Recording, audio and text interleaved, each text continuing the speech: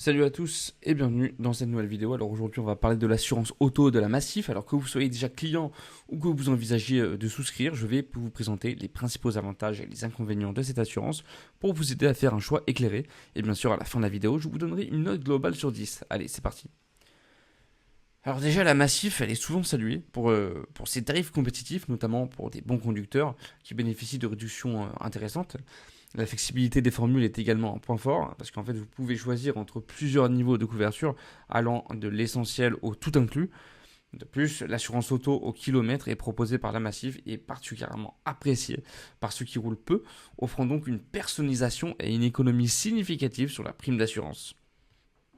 L'assistance est également un aspect positif souvent mentionné parce qu'elle est disponible 24 heures sur 24 et propose des services comme le dépannage à 0 km, ce qui est un avantage non négligeable pour ceux qui veulent être bien couverts en cas de problème.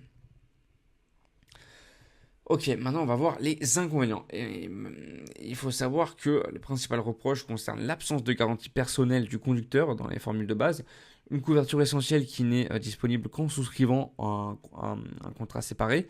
Et ça peut être un frein pour ceux qui recherchent une couverture complète sans avoir à ajouter des options.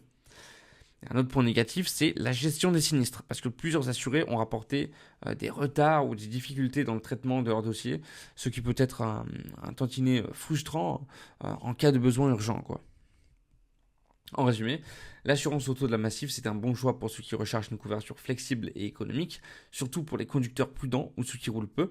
Cependant, l'assurance est de certaines garanties importantes dans les formules de base et les possibles retards dans la gestion des sinistres sont des points à considérer. Je lui donne donc une note de 7 sur 10. Voilà, donc dites-moi ce que vous en pensez en commentaire et n'oubliez pas de vous abonner pour plus d'avis sur les assurances. Merci beaucoup.